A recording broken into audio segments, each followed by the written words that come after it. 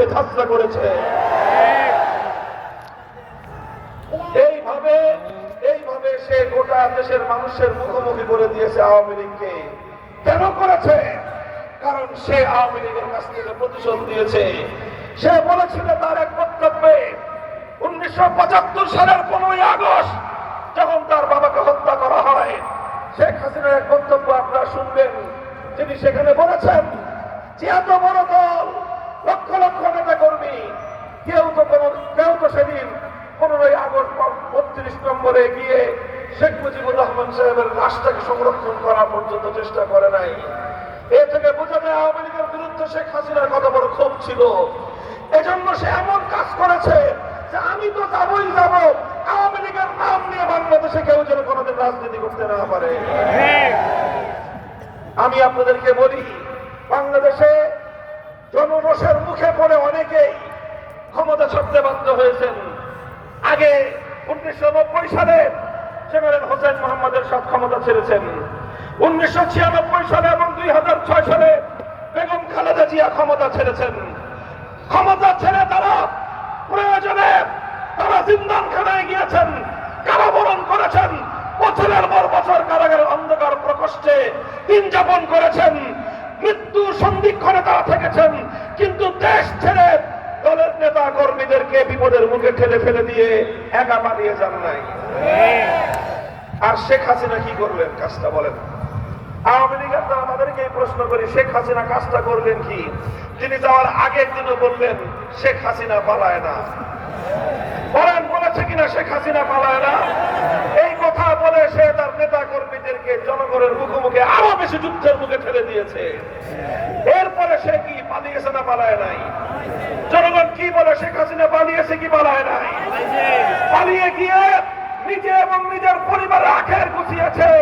এত বিশাল ঐতিহ্যবাহী আওয়ামী লীগটাকে ধ্বংস করে দিয়ে গিয়েছে। আওয়ামী লীগ ধ্বংসের জন্য আওয়ামী লীগের নেতা কর্মীরা তারা অন্য কাউকে দায়ী করেন না। বেগম জিয়ার ডক্টর ইউনূসকে দায়ী করেন না। জামাতে ইসলামী আর ইসলামী আন্দোলন বাংলাদেশ খেলাফত মজলিস মামুনুল হকদেরকে দায়ী করেন না। আপনাদের ধ্বংসের জন্য সবচেয়ে বড় দায়ী হলো শেখ হাসিনা। শেখ হাসিনার নেতৃত্বে যারা আবার রাজনীতি করতে চায় তাদের মতো কুপমণ্ডকার কেউ হতে পারে না। আমরা এখন স্পষ্ট ভাষায় বলতে চাই, যেই ফ্যাসিবাদ বাংলার মাটি থেকে বিতাড়িত হয়েছে, সেই ফ্যাসিবাদকে আর কোনদিন বাংলাদেশে রাজনীতিতে পুনর্বাসিত হতে দেওয়া যাবে না।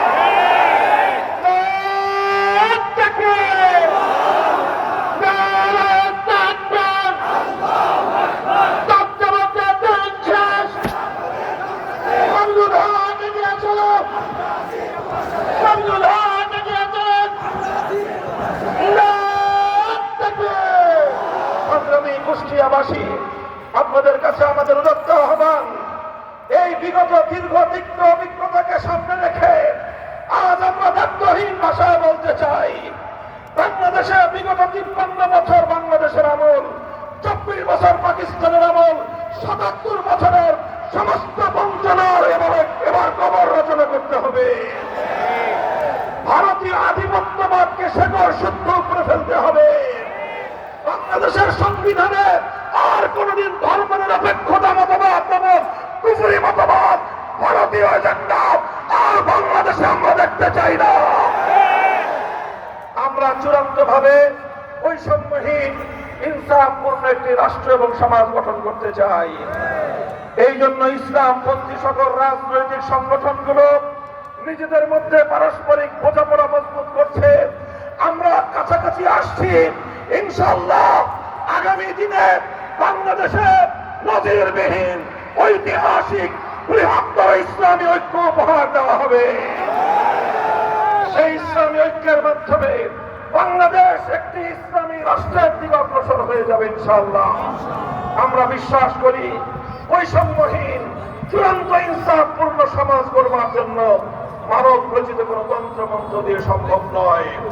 এজন্য প্রয়োজন সৃষ্টিকর্তা মহান আল্লাহ পাক রব্বুল আলামিন প্রদত্ত খেলাফত ব্যবস্থাই পারে প্রকৃত অর্থে ধর্ম বর্ণ নির্বিশেষে প্রতিটি মানুষের মধ্যে ইনসাফ এবং ন্যায় বিচার প্রতিষ্ঠা করতে, সকলের প্রাপ্য অধিকার তাকে ফিরিয়ে দিতে। সেজন্য আপনারা আল্লাহ প্রদত্ত এই খেলাফত ব্যবস্থা প্রতিষ্ঠার জন্য আপনারা যা যা